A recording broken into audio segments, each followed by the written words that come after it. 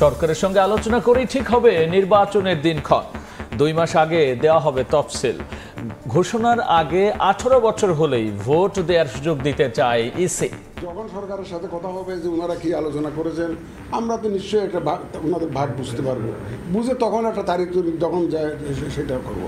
শিডিউলটা ঘোষণা করা হয় নর্মালি ভোটের 2 মাস আগে। ভোটার রেজিস্ট্রেশন আইনে কিছুটা পরিবর্তনের কথা চিন্তা করছি, two include the younger generation, যা ওই সময়ে যারা 18 বছর হয়ে যাবে। কারো নির্দেশনায়, কারো পরিচালনায় আমরা কাজ করব না। নির্বাচন যখনই হোক, ইসিকে সহায়তায় প্রস্তুত আইন শৃঙ্খলা বাহিনী। নির্বাচনের ডেটটা তো ফিক্স করবে নির্বাচন কমিশন। ওনারা যেই সময় ফিক্স করবে, আমরা মনে হয় আমাদের আইন শৃঙ্খলা বাহিনী ওই সময় তারা প্রস্তুত। দেখছিলেন প্রধান শিরোনাম। রাতের সময় সঙ্গে আছি আমি গোলাম রাব্বি এবং আমি আফরোজা মৌটুসী। এবার অন্যান্য শীর্ষ সংবাদ। যুক্তরাজ্যে শেখ হাসিনা ঘনিষ্ঠদের সম্পদ জব্দে পাচারের অভিযোগের যথার্থতা প্রমাণিত বললেন গভর্নর। অবৈধভাবে ফ্ল্যাট গ্রহণের মামলায় টিউলিপকে ফের তলব দুদকের। 3 দাবিতে রাজপথে এনটিআরসি এ নিয়োগ বঞ্চিত শিক্ষকরা। সচিবালয় অভিমুখে যাত্রায় পুলিশের বাধা। সাউন্ড গ্রেনেড নিক্ষেপ, আন্দোলন চালিয়ে যাওয়ার ঘোষণা। করোনায় আরও একজনের মৃত্যু। নতুন ধরনের ঝুঁকি এড়াতে পরীক্ষা ও টিকা দেওয়ার অগ্রাধিকারের পরামর্শ। ডেঙ্গুতে 24 ঘন্টায় মৃত্যু 1, মহামারী রূপ নেয় বরগুনায় আতঙ্ক।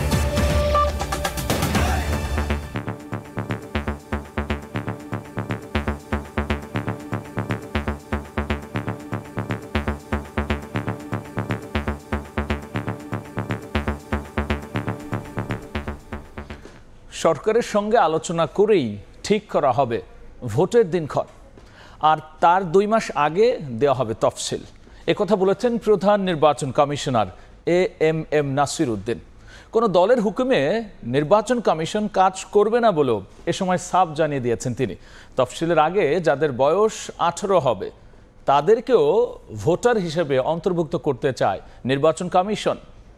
2026 সালের প্রথমার্ধের মধ্যে নির্বাচনের সময় নির্ধারণ করা যায়। গত বছর 16 ডিসেম্বর প্রধান উপদেষ্টার ভাষণে আগামী ডিসেম্বর থেকে 2026 সালের জুনের মধ্যে নির্বাচনের কথা বললেও বিএনপি সহ বিভিন্ন দলের দ্বিমত থাকায় সেখান থেকে সরে আসে সরকার। 2026 সালের এপ্রিলের প্রথমার্ধের যে কোনো একটি দিনে অনুষ্ঠিত হবে। সবশেষ এপ্রিলে ভোট আয়োজনের ঘোষণা দেয়া হলেও তাতেও আপত্তি জানায় বিএনপি। এর কিছুদিন পরই গত 13 জুন লন্ডনে প্রধান উপদেষ্টার সঙ্গে বিএনপির ভারপ্রাপ্ত চেয়ারম্যানের একান্ত বৈঠকে শর্ত সাপেক্ষে ফেব্রুয়ারিতে নির্বাচনের ইঙ্গিত মেলে। তবে ভোটের দিনক্ষণ নিয়ে সরকারের এমন বার্তা নির্বাচন কমিশনের কাছে এখনো পৌঁছায়নি বলে জানালেন প্রধান নির্বাচন কমিশনার। রোববার নির্বাচন ভবনে সাংবাদিকদের সঙ্গে শুভেচ্ছা বিনিময়ে তিনি বলেন, নির্বাচন যেদিনই হোক সব প্রস্তুতি ইসির রয়েছে। যখন সরকারের সাথে কথা হবে যে ওনারা কি আলোচনা করেছেন, আমরা তো নিশ্চয়ই একটা ওনাদের ভাগ বুঝতে পারবো, বুঝে তখন একটা তারিখ যখন যায় সেটা করবো। এখন আমাদের চিন্তা ভাবনা, ধ্যান ধারণা, শয়নে স্বপনে নিজেদের প্রস্তুতি। সিইসি বলেন, ভোটে তরুণদের অন্তর্ভুক্ত করতে চায় কমিশন। 2026 সালের 2রা জানুয়ারি যাদের বয়স 18 বছর পূর্ণ হবে তাদের ভোটার তালিকায় অন্তর্ভুক্ত করতে হলে আইনে পরিবর্তন করতে হবে বলেও জানান তিনি। যে তারিখে শিডিউল ঘোষণা করব, শিডিউলটা ঘোষণা করা হয় নর্মালি ভোটের 2 মাস আগে। যখন আমরা শিডিউল ঘোষণা করব তখন আমার কাছে ভোটার তালিকাটা রেডি থাকতে হবে, বুঝছেন না? তো আমরা দরকার হলে ভোটার রেজিস্ট্রেশন আইনে কিছুটা পরিবর্তনের কথা চিন্তা করছি, two include the younger generation. কারো হুকুমে ইসি কাজ করবে না জানিয়ে সুষ্ঠু ও নিরপেক্ষ ভোট অনুষ্ঠানে যথাযথভাবে দায়িত্ব পালনে ইসি কর্মকর্তাদের নির্দেশনা দেন প্রধান নির্বাচন কমিশনার। কারো নির্দেশনায়, কারো পরিচালনায় আমরা কাজ করব না। কারো দ্বারা প্রভাবিত হয়ে নয়, কারো পক্ষে নয়, যে কোনো দলীয় স্বার্থ বিবেচনায় আপনারা কোনো কাজ করবেন না। একদম আইন অনুযায়ী নিরপেক্ষতার সাথে আপনারা দায়িত্ব পালন করবেন। এই মেসেজটা আমি তাদেরকে আজকেও দিয়েছি। অন্তর্বর্তী সরকারের বর্তমান কমিশনের উপর আস্থা আছে বলেও জানান সিইসি। আমাদের উপরে ওনার আস্থা আছে। কাউসার চৌধুরী কুমু, সময় সংবাদ, ঢাকা। নির্বাচন যখনই হোক কমিশনকে সহায়তায় আইনশৃঙ্খলা বাহিনী প্রস্তুত রয়েছে। সকালে সচিবালয়ে আইনশৃঙ্খলা সংক্রান্ত কোর কমিটির বৈঠক শেষে একথা জানিয়েছেন স্বরাষ্ট্র উপদেষ্টা। আর সাংবাদিকদের সঙ্গে আলাপকালে পরিবেশ উপদেষ্টা বলেছেন, প্রধান উপদেষ্টা ডক্টর মোহাম্মদ ইউনূস ও বিএনপির ভারপ্রাপ্ত চেয়ারম্যান তারেক রহমানের বৈঠক নিয়ে সন্তুষ্ট উপদেষ্টা পরিষদ। ঈদের ছুটি শেষে ফের কর্মচঞ্চল প্রশাসনের প্রাণকেন্দ্র সচিবালয়। রোববার সকালেই অফিসে আসেন উপদেষ্টা ও বিভিন্ন মন্ত্রণালয়ের কর্মকর্তা কর্মচারীরা। নিজেদের মধ্যে ঈদ পরবর্তী শুভেচ্ছা বিনিময় শেষে দাপ্তরিক কাজে ব্যস্ত হয়ে পড়েন তারা। পরে সাংবাদিকদের সঙ্গে কথা বলেন উপদেষ্টারা। এবার ঈদে অস্বস্তিকর কোনো খবর পাওয়া যায়নি বলে জানান দুই উপদেষ্টা। সার্বিকভাবে মানুষ ভালোভাবে ঈদ করেছে, গরু ভালোই কোরবানি দিয়েছে, যদিও বড় গরু এবার বিক্রি হয়নি। নারী নির্যাতনের বিষয়টা এই দেশে একটা নিয়ন্ত্রণের ভেতরে কোনোদিন ছিল না। সেই জায়গাটা তোমরা যদি মনে করো যে এই ৮-১০ মাসে হয়ে যাবে, হবে না। পরে পরিবেশ উপদেষ্টা জানান, প্রধান উপদেষ্টা ডক্টর মোহাম্মদ ইউনূস এবং বিএনপির ভারপ্রাপ্ত চেয়ারম্যান তারেক রহমানের বৈঠক নিয়ে উপদেষ্টা পরিষদ সন্তুষ্ট। তিনি বলেন, যে কোনো সমস্যার সমাধান হয় সংলাপের মধ্য দিয়েই। রাজনীতি বলেন, নির্বাচনী বলেন, গণতন্ত্রই বলেন আর সংস্কারই বলেন, প্রত্যেকটাই ডায়ালগের মাধ্যমে আগাতে হবে। ডায়ালগটা হচ্ছে এটাকে একটা সুসংবাদ মনে করি। রাজনৈতিক দলগুলো প্রধান উপদেষ্টার ব্যাপারে যদি কোনো কথা বলেন, এটা প্রধান উপদেষ্টার সাথেই ওনারা নিশ্চয়ই কথা বলবেন। এদিন আইন শৃঙ্খলা সংক্রান্ত কোর কমিটির বৈঠক হয় সচিবালয়ে। স্বরাষ্ট্র উপদেষ্টা জানান, নির্বাচনের তারিখ ঘোষণা হলে আইন শৃঙ্খলা পরিস্থিতি স্বাভাবিক রাখতে প্রয়োজনীয় ব্যবস্থা নেবে সরকার। নির্বাচনের ডেটটা তো ফিক্স করবে নির্বাচন কমিশন। ওনারা যেই সময় ফিক্স করবে, আমরা মনে হয় আমাদের আইন শৃঙ্খলা বাহিনী ওই সময় তারা প্রস্তুত। স্বরাষ্ট্র উপদেষ্টা কথা বলেন পৌষিন নিয়েও। জানান, বাংলাদেশের নাগরিক হলে প্রক্রিয়া মেনে তাদের দেশে পাঠানোর অনুরোধ করা হয়েছে ভারতকে। তোমরা প্রপার চ্যানেলে পাঠাও, আমরা নিয়ে নিই। প্রসূন আশিস, সময় সংবাদ, ঢাকা। আগামী 17 জুন থেকে রাজনৈতিক দলগুলোর সঙ্গে দ্বিতীয় দফায় আলোচনায় বসবে ঐকমত্য কমিশন ফরেন সার্ভিস একাডেমিতে। এদিন প্রথম পর্যায়ের আলোচনা শেষ করা হবে, যার মধ্যে থাকছে স্থায়ী কমিটির সভাপতি মনোনয়ন, নারী প্রতিনিধিত্ব, দ্বিকক্ষ বিশিষ্ট সংসদ, প্রধান বিচারপতি নিয়োগ প্রক্রিয়া। এছাড়াও 17 থেকে 19 জুন 3 দিন রাজনৈতিক দলগুলোর সঙ্গে আলোচনা করবে ঐকমত্য কমিশন।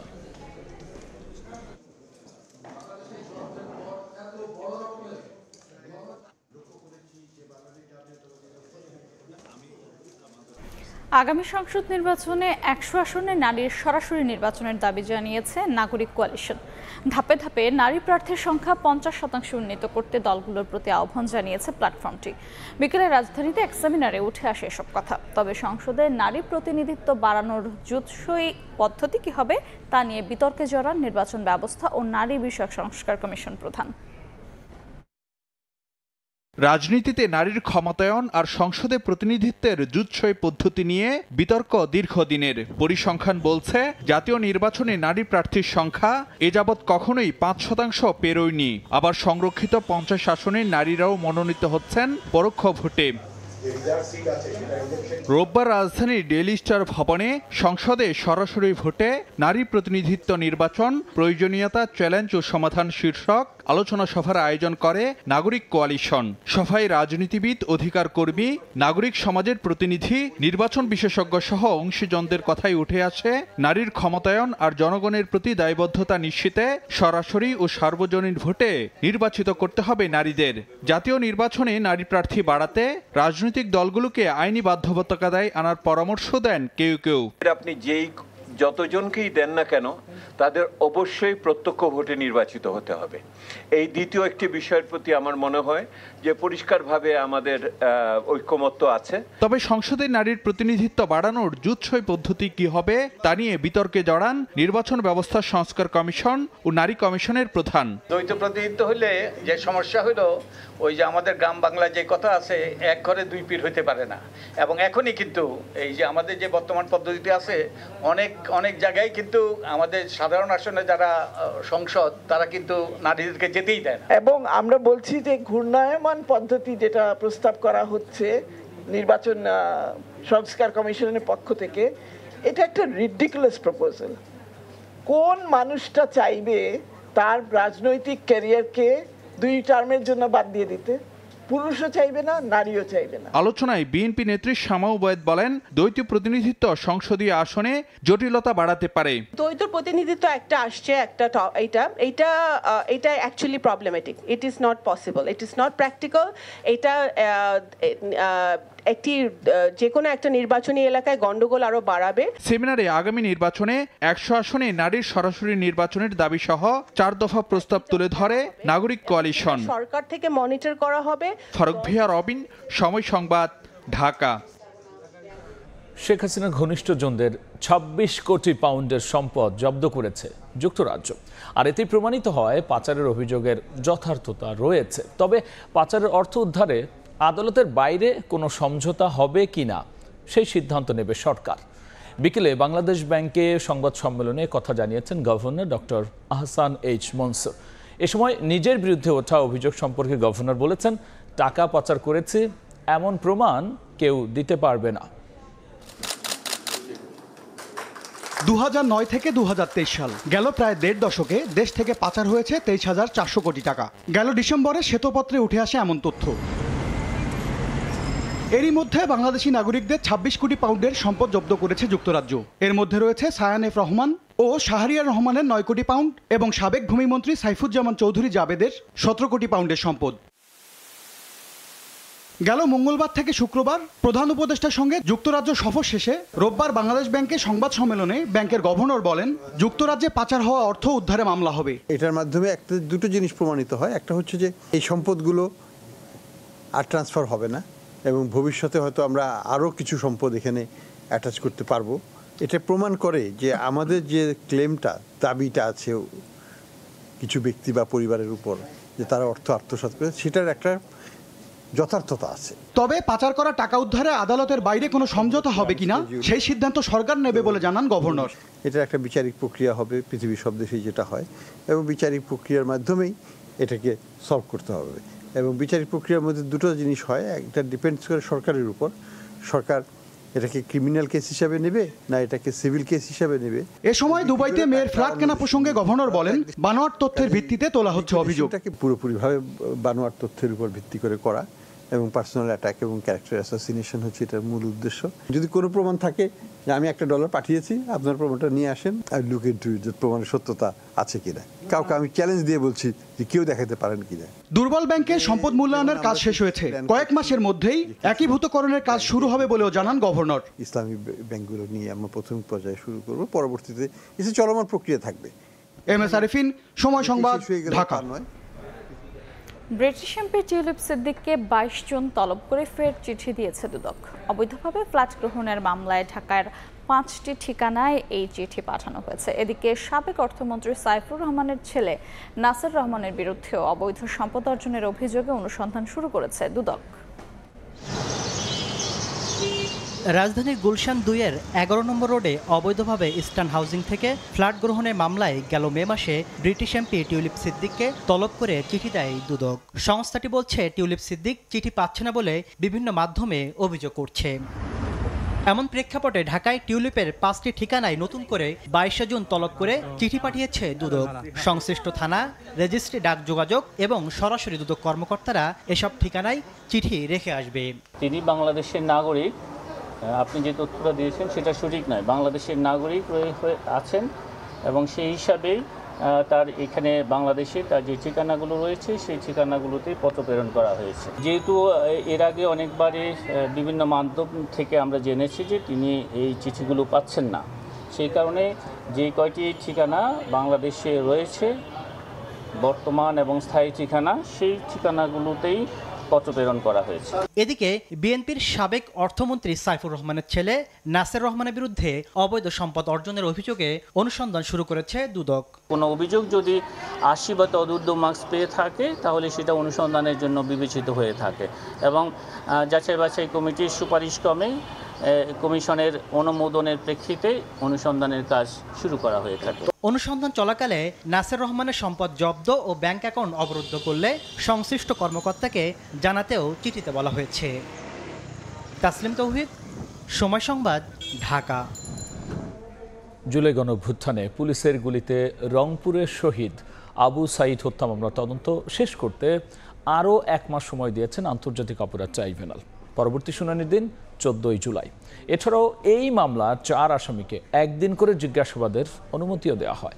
এছাড়াও গাজীপুরের কোনাবাড়িতে হৃদয় হত্যা মামলা এবং যাত্রাবাড়ির শনির আখড়ায় ইমাম হোসেন তাইম হত্যা মামলার তদন্ত শেষ করতে আরও 2 মাস সময় দিয়েছেন ট্রাইব্যুনাল। ঈদের ছুটি শেষে রোববার প্রথম কার্যদিবসেই জুলাই আগস্টের মানবতা বিরোধী অপরাধের এই মামলায় ট্রাইব্যুনালে হাজির করা হয় এএসআই আমির হোসেন সহ 4 জনকে।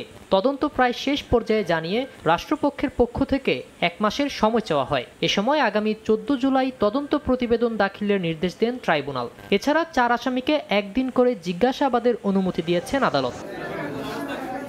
এদিকে জুলাই আন্দোলনে হত্যা মামলায় ঢাকার সিজেএম আদালতে হাজির করা হয় সাবেক মন্ত্রী অ্যাডভোকেট কামরুল ইসলাম ও সাবেক প্রতিমন্ত্রী ডাক্তার এনামুর রহমানকে। সাখাওয়াত হোসেন শাহ, সময় সংবাদ, ঢাকা। রাতের সময় আরও থাকছে। মারা গেছেন গণফোরাম নেতা ও মুক্তিযুদ্ধের অন্যতম সংগঠক মোস্তফা মহসিন মন্টু। ভুগছিলেন বার্ধক্যজনিত সমস্যায়। হাসপাতালে ছুটে গেলেন মির্জা ফখরুল তারেক রহমানের শোক। করোনার নতুন ধরনে সবচেয়ে বেশি ঝুঁকিতে শিশু, বয়স্ক ও অন্যান্য রোগে আক্রান্তরা। হাসপাতাল ঘুরে দেখা গেছে ভর্তি রোগীদের বেশিরভাগই ডায়াবেটিস, কিডনি সহ অন্যান্য জটিলতায় ভুগছেন। বিশেষজ্ঞরা বলছেন এখনও আতঙ্কিত হওয়ার মতো পরিস্থিতি তৈরি হয়নি, তবে যারা অন্যান্য সমস্যায় ভুগছেন তাদের নিতে হবে বাড়তি যত্ন। করোনা পরীক্ষা ও টিকা দেওয়ার ক্ষেত্রেও তাদের অগ্রাধিকার দিতে হবে। এদিকে 24 ঘন্টায় করোনায় মারা গেছেন একজন। মনির হোসেনের রিপোর্ট। হঠাৎ আবারও করোনার চোখরাঙানিতে বাড়ছে আতঙ্ক। জনসমাগম স্থলে মাস্ক পরা সহ স্বাস্থ্যবিধি মেনে চলতে নির্দেশনা দিয়েছে স্বাস্থ্য অধিদপ্তর। চিকিৎসকরা বলছেন এখনও ভয়াবহ পরিস্থিতি তৈরি না হলেও করোনার নতুন ধরনে ঝুঁকিতে আছেন বয়স্ক সহ নানা ধরনের শারীরিক জটিলতায় ভোগা ব্যক্তিরা। রাজধানীর মহাখালীর ডিএনসিসি কোভিড-19 ডেডিকেটেড হাসপাতালের চিত্রও একই কথা বলছে। ভর্তি আছেন 14 জন রোগী, যাদের বেশিরভাগই আগে থেকে ভুগছেন অন্যান্য সমস্যায়। যে রোগীর আগের থেকে ডায়াবেটিস, প্রেশার বা কিডনির সমস্যা এগুলো আছে, এরা বেশি আক্রান্ত হচ্ছে এবং অসুস্থ বেশি তারাই হচ্ছে। আমাদের কিন্তু একজন পেশেন্ট রয়েছে যার কিন্তু কিডনির সমস্যা রয়েছে এবং সে কিন্তু তাকে আমাদের অক্সিজেন দিতে হচ্ছে। So still it is applicable যে যারা কোমরবিড, অন্যান্য রোগে আক্রান্ত, তাদের কিন্তু এই রোগটা সিভিয়ার হওয়ার সম্ভাবনা রয়েছে। বিশেষজ্ঞরাও বলছেন যাদের আগে থেকে ডায়াবেটিস, কিডনি সহ অন্যান্য জটিলতা রয়েছে তাদের বাড়তি যত্ন নিতে হবে। করোনা পরীক্ষা ও টিকা দেওয়ার বিষয়েও অগ্রাধিকার দেওয়ার পরামর্শ তাদের। যারা ঝুঁকিপূর্ণ বয়সের, 60 বছরের বেশি বয়স হয়ে গেছে, যারা আগে থেকে ডায়াবেটিস, উচ্চ রক্তচাপ, অ্যাজমাতে ভুগছে, ক্যান্সার আছে, কিডনি সমস্যা আছে, তাদেরকে অবশ্যই যত্ন নিতে হবে। তারা যে বাইরে গেলে যেন মাস্কটা পরে। টেস্ট করে আগে কনফার্ম হতে হবে যে আসলে আমরা এই নতুন সাব ভেরিয়েন্টে আক্রান্ত কিনা। যদি হয়ে থাকে তাহলে ডাক্তারের পরামর্শ নিতে হবে। আতঙ্ক ছড়াচ্ছে ডেঙ্গুও। এরই মধ্যে ছড়িয়ে পড়েছে 58 জেলায়। বরিশাল বিভাগে সংক্রমণ সবচেয়ে বেশি। প্রতিদিনই বাড়ছে আক্রান্তের সংখ্যা ও মৃত্যু। মনির হোসেন, সময় সংবাদ, ঢাকা। এদিকে বরগুনায় ডেঙ্গু মহামারী আকার ধারণ করেছে। জেলায় এখনো পর্যন্ত 1759 জন আক্রান্ত হয়েছেন, যা দেশের মোট আক্রান্তের 60%। আর এখনো পর্যন্ত এই জেলায় ডেঙ্গু আক্রান্ত হয়ে মারা গেছেন 16 জন। সারা দেশে ছড়িয়ে পড়েছে ডেঙ্গু। সবচেয়ে বেশি রোগী বরিশাল বিভাগে, আর এই বিভাগের বরগুনা জেলাকে রেড জোন ঘোষণা করেছে স্বাস্থ্য বিভাগ। বরগুনায় 241 জন ডেঙ্গুতে আক্রান্ত হয়ে হাসপাতালে চিকিৎসা নিচ্ছেন। এর মধ্যে বরগুনা জেনারেল হাসপাতালে রোববার সকাল পর্যন্ত 219 জন ডেঙ্গু রোগী ভর্তি আছেন। রোগীর চাপ সামলাতে হিমশিম অবস্থা হাসপাতাল কর্তৃপক্ষের। স্যালাইন সংকট দূর হলেও দেখা দিয়েছে পরীক্ষা নিরীক্ষার কিট সংকট। এতে NS1 এবং CBC টেস্ট বন্ধ রয়েছে। বাধ্য হয়ে বেসরকারি ক্লিনিকে টেস্ট করাতে হচ্ছে রোগীদের। এতে বিপাকে পড়েছেন তারা। সমস্ত শরীর ব্যথা করে, বুকে ব্যথা, মাথা ব্যথা করে। রোগীর অনেক চাপ, দেখা যাচ্ছে তিলঠাই নাই। 4টা টেস্ট করা হয়, তাই আমাকে 2টা এখানে করা হয় আর 2টা বাইরে করা হয়। বাহির থেকে করছি যে ক্লিনিকগুলো আসলে মানহীন ক্লিনিক। এই ক্লিনিকগুলো থেকে যে টেস্ট হচ্ছে, এই রিপোর্টগুলো কতটা অথেন্টিক এটা আমরা নিশ্চিত না। চিকিৎসকরা বলছেন মশক নিধন কার্যক্রম ত্বরান্বিত না হওয়ায় বেড়েই চলেছে ডেঙ্গু আক্রান্তের সংখ্যা। আবর্জনা কিংবা এই যে বরগুনা শহরের যে ড্রেনেজ ব্যবস্থাপনা কিংবা পৌরসভার যে কার্যক্রমটুকু যদি মশক নিধনের ক্ষেত্রে আরেকটু জোরদার হতো, আশানুরূপ হতো, তাহলে আমরা যদি প্রতিরোধ করতে পারতাম এডিস মশার বংশবিস্তারকে, তাহলে হয়তোবা আমাদের এত রোগী আসতো না। জেলায় এখন পর্যন্ত 1759 জন ডেঙ্গুতে আক্রান্ত হয়েছেন, যা দেশের মোট আক্রান্তের 60%। আর এ জেলায় এখন পর্যন্ত ডেঙ্গু আক্রান্ত হয়ে মারা গেছেন 16 জন। সাইফুল মিরাজ, সময় সংবাদ, বরগুনা। বিএনপি নেতা ইশরাক হোসেনকে ঢাকা দক্ষিণ সিটির মেয়রের দায়িত্ব দেওয়ার দাবিতে ফের আন্দোলনে নেমেছেন তার সমর্থকরা। সকালেই নগর ভবনের সামনে অবস্থান নেন তারা। কর্মসূচিতে যোগ দেন ইশরাক হোসেনও। বলেন, তাকে শপথ না পড়িয়ে আদালতের নির্দেশ উপেক্ষা করছেন স্থানীয় সরকার উপদেষ্টা। দাবি আদায়ে বিরতিহীন অবস্থান কর্মসূচি চলবে বলে জানান তিনি। স্লোগানে স্লোগানে মুখর দক্ষিণের নগর ভবন। ঈদের ছুটির পর আবারও ইশরাক হোসেনকে মেয়র হিসাবে শপথ পড়ানোর দাবিতে জড়ো হয়েছেন তার সমর্থকরা। পরে গণঅবস্থান কর্মসূচিতে যোগ দেন ইশরাক হোসেন। আদালতের রায় উপেক্ষা করে তাকে শপথ না পড়ানোয় স্থানীয় সরকার উপদেষ্টা আইন লঙ্ঘন করেছেন বলে দাবি করেন তিনি। অভিযোগ করেন, রাজনৈতিক কারণেই তাকে মেয়রের দায়িত্ব দেওয়া হচ্ছে না। বর্তমান যে স্থানীয় সরকার উপদেষ্টা, তিনি যে শপথ ভঙ্গ করেছেন, তিনি সংবিধানকে লঙ্ঘন করেছেন। যেই শপথ নিয়ে তিনি উপদেষ্টা হয়ে গাড়িতে পতাকা লাগিয়ে ঘুরে বেড়াচ্ছেন, সেই সংবিধানকে তিনি লঙ্ঘন করেছেন। শপথ পড়ানোর দাবিতে অবস্থান কর্মসূচি অব্যাহত থাকবে জানিয়ে দ্রুত এই সংকট নিরসনে প্রধান উপদেষ্টার হস্তক্ষেপ চান ইশরাক হোসেন। আমরাও প্রধান ফটকের তালা, এটা একটা প্রতীক, এই তালাটা আমরা খুলতে পারছি না। এই সমস্যা সুরাহা না করা পর্যন্ত আমাদের এই কর্মসূচি অব্যাহত থাকবে। এখন থেকে দক্ষিণ সিটি কর্পোরেশনের জরুরি সেবা ইশরাক হোসেনের নেতৃত্বে চলবে বলেও জানানো হয় অবস্থান কর্মসূচি থেকে। তোহা খান তামিম, সময় সংবাদ, ঢাকা। 3 দফা দাবিতে সচিবালয়মুখী শিক্ষক নিবন্ধনকারীদের মিছিলে সাউন্ড গ্রেনেড ছুড়ে ছত্রভঙ্গ করে দিয়েছে পুলিশ। এ সময় দুপক্ষের 15 জন আহত হয়েছেন। পরে সচিবালয়ে ঢুকে তাদের দাবি দেওয়া নিয়ে আলোচনা করে আন্দোলনকারীরা। বেরিয়ে এসে তারা জানান, সাধারণ সমাধান হয়নি আলোচনা, তবে আন্দোলন চলবে। এখানে আসার পরে পুলিশ আমাদেরকে গুলি করছে। এই আমলিকের ফেসিবাদী পুলিশ আমাদেরকে গুলি করেছে। বয়সের ব্যাগ দিয়ে একটি করার জন্য আমরা আমাদের সুযোগ চাই। সচিবালয়তে আমরা আসলে যেতেও দিতে পারি না, ওখানে তো 144 জারি করা আছে। সাউন্ড গ্রেনেড মারার পরে পরিস্থিতি নিয়ন্ত্রণে আসে, তবে সাউন্ড গ্রেনেডের কারণে কিছু হয়তো বা ছোটখাটো 2 জনের পায়ে টায়ে লাগছে, আহত হয়েছে। পরে দাবির দাওয়া নিয়ে কথা বলতে সচিবালয়ে ঢোকেন আন্দোলনকারীদের প্রতিনিধি দল। 1 ঘন্টা পর বেরিয়ে তারা জানান, আলোচনা ফলপ্রসূ হয়নি। দাবি আদায় না হওয়া পর্যন্ত আন্দোলন চলবে বলে জানান তারা। আপনারা যা আন্দোলন করেন, আমাদের কিছু করতে পারবে না। তখন আমরা বলছি, স্যার, আমাদের যদি এই দাবি দেওয়া যদি না মানেন, এটা আমাদের রক্তের উপর দিয়ে আগামীকাল আপনারা গণবিজ্ঞপ্তি দিবেন।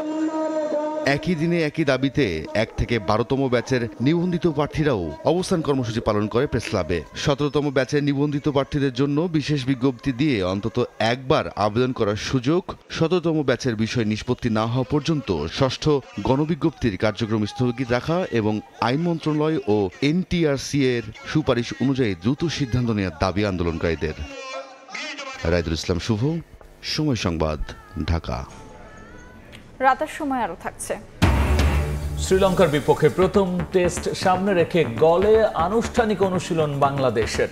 জ্বরের কারণে বিশ্রামে মিরাজ, সাম্প্রতিক ব্যর্থতা ঘুচিয়ে জয়ে শুরুর লক্ষ্য।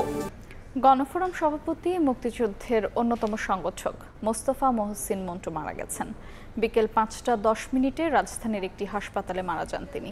তার বয়স হয়েছিল 79 বছর। মোস্তফা মহসিন মন্টুর মৃত্যুতে শোক জানিয়েছেন তারেক রহমান সহ বিভিন্ন দলের রাজনীতিকরা। ছিলেন মহান মুক্তিযুদ্ধে ঢাকা জেলা গেরিলা বাহিনীর প্রধান, স্বাধীনতা যুদ্ধের অন্যতম সংগঠকও। ভূমিকা রেখেছেন দেশের সব গণতান্ত্রিক আন্দোলনেও। তিনি গণফোরাম সভাপতি মোস্তফা মহসিন মন্টু। ছাত্রলীগ দিয়ে রাজনৈতিক জীবনের শুরু, পরবর্তীতে হন যুবলীগের চেয়ারম্যান। নৌকার টিকিটে এমপি হন 2 বার। 1992 সালে আওয়ামী লীগ থেকে বহিষ্কৃত হয়ে যোগ দেন গণফোরামে। 2018 সালের নির্বাচনের আগে ডক্টর কামাল হোসেনের নেতৃত্বে জাতীয় ঐক্যফ্রন্ট গঠনে রাখেন গুরুত্বপূর্ণ ভূমিকা। রোববার বিকেলে ঢাকার একটি হাসপাতালে মারা যান মোস্তফা মহসিন মন্টু। খবর পেয়ে ছুটে আসেন বিএনপি মহাসচিব সহ বিভিন্ন দলের নেতারা। বলেন, সব সময় গণতান্ত্রিক সরকারের স্বপ্ন দেখতেন মোস্তফা মহসিন মন্টু। দেশের বর্তমান পরিস্থিতিতে তার উপস্থিতি জাতির জন্য প্রয়োজন ছিল। সত্যিকার অর্থেই একজন মুক্তিযোদ্ধা, কিংবদন্তির মুক্তিযোদ্ধা। পুরো 70-এর দশক জুড়ে তিনি স্বাধীনতা সংগ্রাম করেছেন, পরবর্তীকালে স্বাধীনতা যুদ্ধ করেছেন, প্রত্যক্ষভাবে যুদ্ধ করেছেন। পরবর্তীকালে নীতির সঙ্গে মিল না হওয়ার কারণে আওয়ামী লীগ থেকে বেরিয়ে এসেছেন, তারপরে আর কোনো কম্প্রোমাইজ করেননি। তিনি বাংলাদেশের গণতান্ত্রিক প্রগতিশীল আন্দোলনের প্রতি পরতে পরতে অসাধারণ ভূমিকা রেখেছেন। ৬২ শিক্ষা আন্দোলন, ৬৯-এর মহান গণ অভ্যুত্থান এবং ৭১-এর মুক্তিযুদ্ধে তার যে ঐতিহাসিক ভূমিকা, সেই ভূমিকা বাঙালি জাতি চিরদিন কৃতজ্ঞতায় স্মরণ করবে। বাদ এশা এলিফ্যান্ট রোডে মসজিদে মুনাওয়ারে অনুষ্ঠিত হয় প্রথম জানাজা। সোমবার সকালে কেরানীগঞ্জে হবে দ্বিতীয় জানাজা। পরে কেন্দ্রীয় শহীদ মিনারে শ্রদ্ধা নিবেদন শেষে মোস্তফা মহসিন মন্টুকে বনানী কবরস্থানে দাফন করা হবে। উনি অনেকদিন ধরেই ফুসফুসজনিত কারণে অসুখে ছিলেন এবং হাসপাতালে ছিলেন। তারপর আজকে বিকাল ৪:৩৫ উনি ইন্তেকাল করেন। আমার চাচা প্লাস আমার শ্বশুর আমার বাবার মতো ছিলেন। উনি যদি করে ভুল ত্রুটি করে থাকে তাকে মাফ করে দেবেন। বার্ধক্যজনিত অসুস্থতা সহ নানা কারণে প্রায় 2 মাস ধরে অসুস্থ ছিলেন মোস্তফা মহসিন মন্টু। ৭৯ বছর বয়সে চলে গেলেন পৃথিবী ছেড়ে। আতাউর কাউসার, সময় সংবাদ, ঢাকা। মার্চে খেলাপি ঋণ আরও বেড়ে 4,20,334 কোটি টাকা হয়েছে মোট ঋণের, যা 24.13%। বিকেলে বাংলাদেশ ব্যাংক এই তথ্য জানিয়েছে। গত ডিসেম্বর শেষে এই ঋণ ছিল 3,45,765 কোটি টাকায়। মোট ঋণের যা ছিল 20.20%। কেন্দ্রীয় ব্যাংকের তথ্য, গেল 31 মার্চ পর্যন্ত খেলাপি সহ 61টি তফসিলি ব্যাংকের মোট ঋণের পরিমাণ দাঁড়িয়েছে 17,41,992 কোটি 13 লাখ টাকা। হিসেব বলছে 3 মাসে খেলাপি ঋণ 74,570 কোটি 8 লাখ টাকা বেড়েছে। ঈদুল আজহার দীর্ঘ ছুটি শেষে রাজধানীতে আজও ফিরছে মানুষ। নৌপথে তেমন ভোগান্তি না থাকলেও সড়ক ও রেলপথে চাপ কিছুটা বেশি থাকায় বেগ পেতে হয়েছে যাত্রীদের। যাত্রাপথে ভোগান্তির কথা স্বীকার করে আগামীতে ফিটনেসবিহীন যানবাহন তুলে দেওয়ার ঘোষণা দিয়েছেন সড়ক পরিবহন মন্ত্রণালয়ের উপদেষ্টা।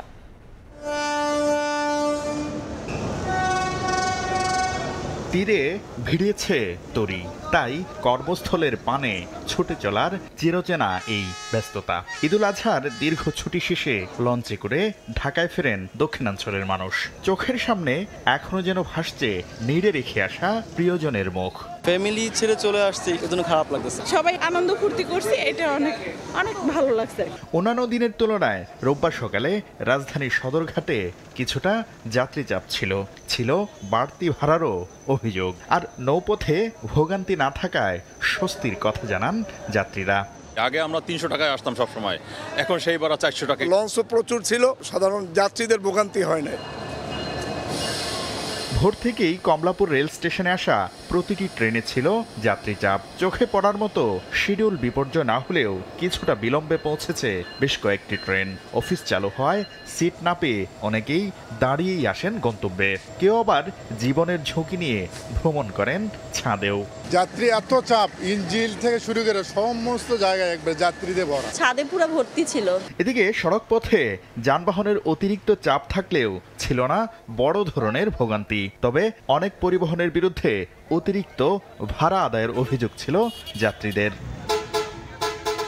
ঈদযাত্রায় কিছুটা ভোগান্তির কথা স্বীকার করে সড়ক পরিবহন মন্ত্রণালয়ের উপদেষ্টা ফিটনেসবিহীন যানবাহন তুলে দেওয়ার হুঁশিয়ারি দেন। বলবো না যে একদম ওই যে রমজানের মতো নির্বিঘ্ন হয়েছে, ফিটনেসবিহীন গাড়ি অনেক আছে, এগুলো অনেকগুলো বিকল হয়ে রাস্তা বন্ধ করে দেয়। দেখুন, এটা পুরো দমে ব্যবস্থা নেওয়া হবে। গত 5 জুন শুরু হয়েছিল এবারের ঈদুল আজহার ছুটি।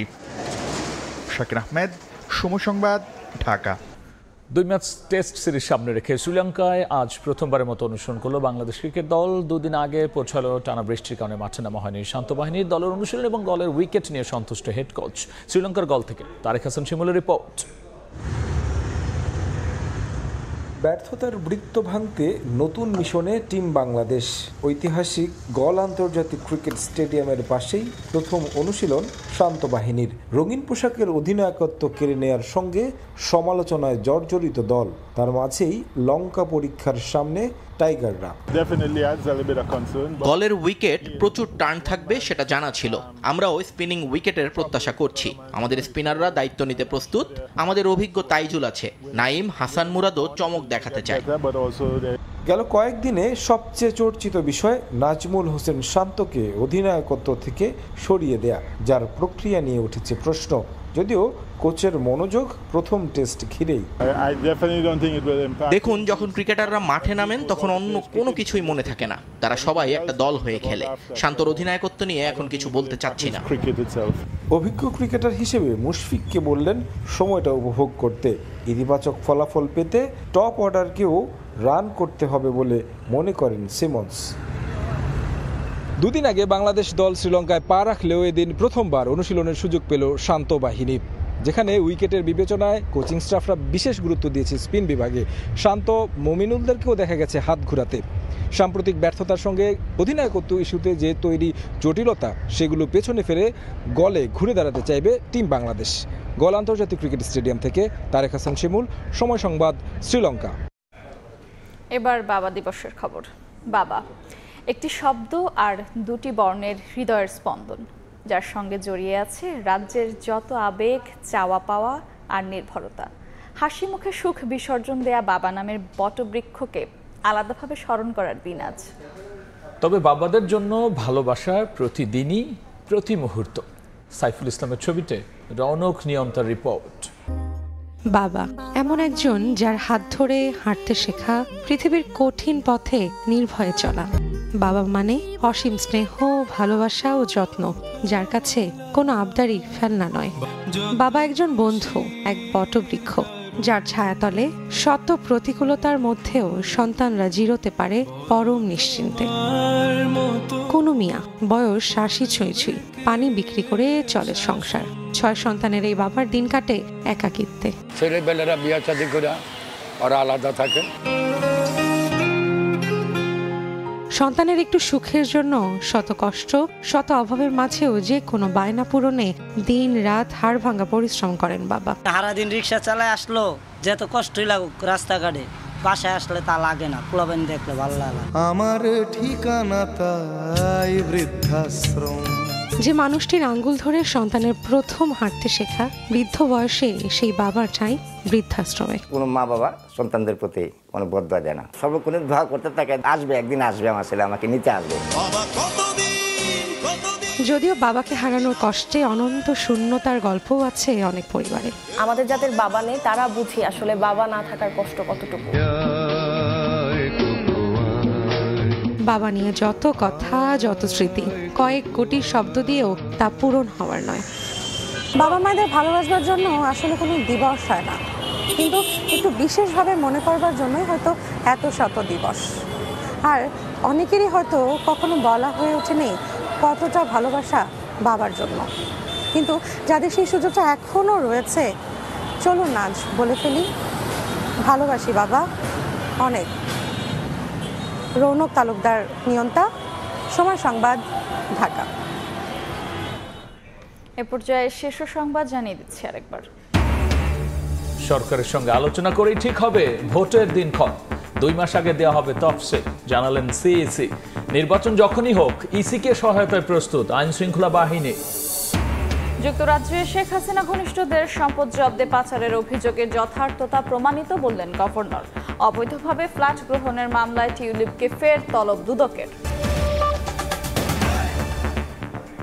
এই ছিল রাতের সময়। সঙ্গে থাকুন সময়।